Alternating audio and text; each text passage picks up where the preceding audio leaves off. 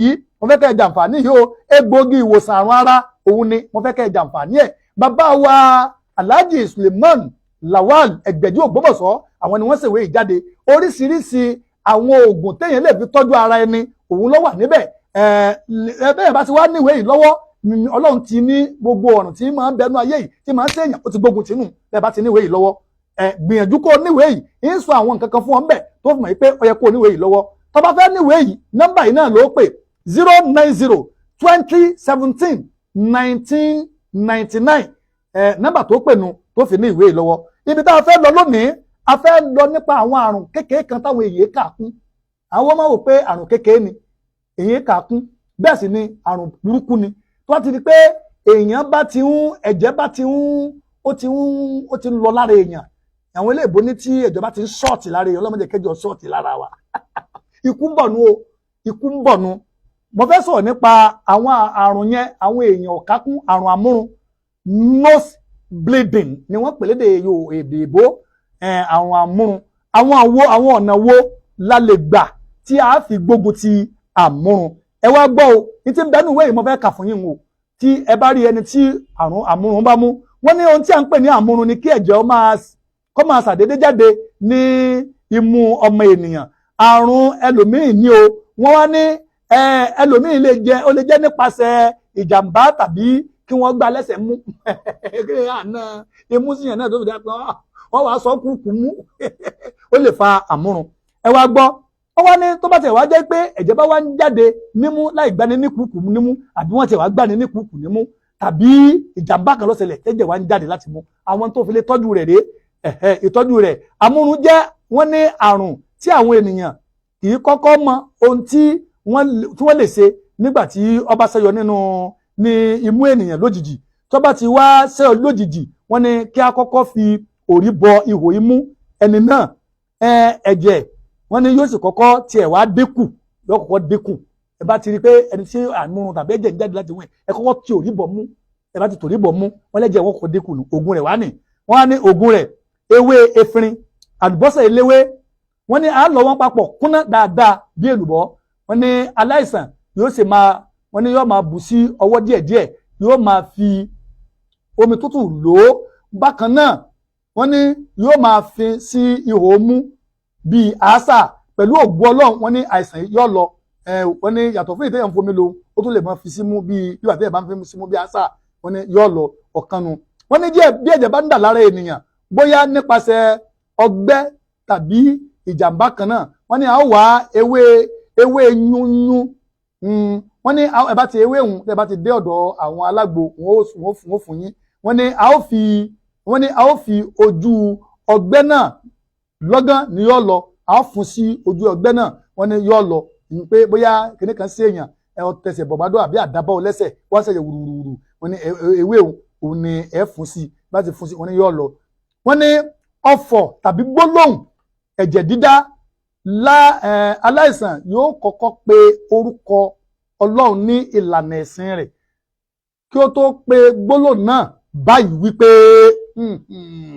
ẹ máa gbọ́ gbólóhùn tẹ́ pé o ẹ rí i pé nǹkan bẹ́ẹ̀ ẹ ha sórí o ẹ máa sí ààrẹ ẹ dákun. jẹ̀díjẹ̀dí ò sí mọ́ tipẹ́tipẹ́ àtìgbà tí mo ti mọ làwa fi tì ẹ̀yìn ríro kọjọkan nǹkan oṣù tí ó ṣe dédé ọmọbìnrin làwa fi tì ìbò kẹlura. òdodo ọ̀rọ̀ bómi ti poró náà tó dò kàtàkàtà poró ọ̀gbẹ́lẹ̀ bẹ́ẹ̀ náà lògùn ìbílẹ̀ làwa fi tì wú jẹ̀díjẹ̀dí tí gbòǹgbò ẹ̀yìn romi ẹ̀yìn dúdú ti kànjẹ̀gbọ̀n ibà ti rógo nǹkan àlejò ọmọbìnrin tí ò ṣe dédé tàbó múnira dání gbogbo ọlọ́mọkùnrin tó ti dakúrẹ̀ tẹ̀ ní làwa fi tì ó tún lára sọ bí ẹni sọ gbàdójúlówó ọkùnrin ìkókó ẹ tún wá gbọ́ o làwa fi powder tì náà lọ dára fáwọn tó ń wojú olúwa fọ́mọ làwa fi tì tẹ́ ti mọ̀ bí àwọn owó náà ló tún yíra padà dé pẹ̀lú agbára lákọ̀tún làjọ NAFDAC ṣe jẹ́ ló ń tẹ̀ gbà làwa fi tì ló ń jáde láti Sulawok Tradomedical Nigeria Limited tẹ́wà ní ẹgbẹ̀jẹ́ aláwòye villa làkà òkété balẹ̀ ìjẹ́rù nílùú Ògbómọ̀ṣọ́ wọ́n tún wà ní Abraham Adesanya shopping complex lẹ́yìn onípanu police station nílùú Èkó nílùú Ìlọrin ẹ̀wẹ̀ Sulawok Tradomedical Nigeria Limited wà ládojúkọ Methodist Church agbègbè Ọlọ́run ṣògo gèrè alíbi ńlọrin fọ́ọ̀nù àbáyọ sọ́nírúurú ìpèníjà lórí àlàáfíà àti ìgbé ayé ìrọ̀rùn ẹ máa pẹ̀lú Alhaji Dr. Sulaiman Lawal Ẹgbẹ̀jí Ògbómọ̀ṣọ́ sórí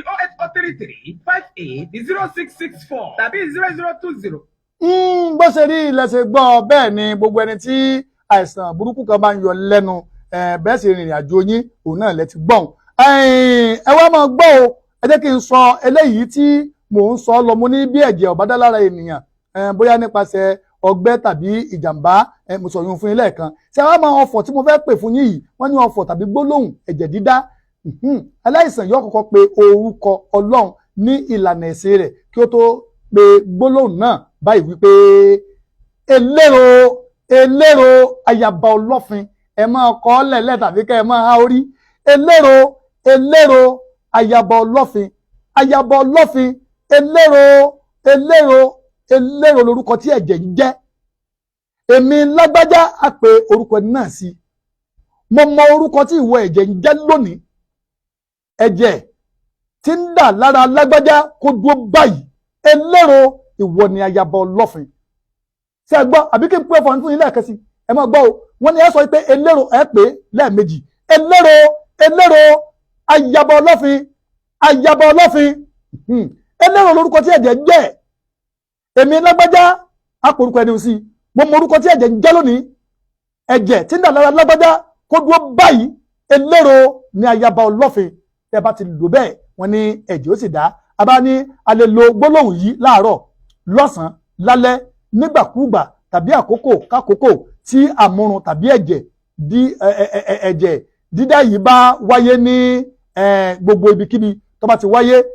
Wọ́n ní tí ó bá jẹ́ wípé obìnrin ń ṣe ìsun ẹ̀jẹ̀ ní gbogbo ìgbà tí ò sì dáwọ́ dúró, tàbí kí obìnrin lóyún tán kí ó wálẹ̀, tàbí kí ẹ̀jẹ̀ máa sun lábẹ́ rẹ̀ lẹ́yìn ìgbà tí ó lóyún sí inú tán.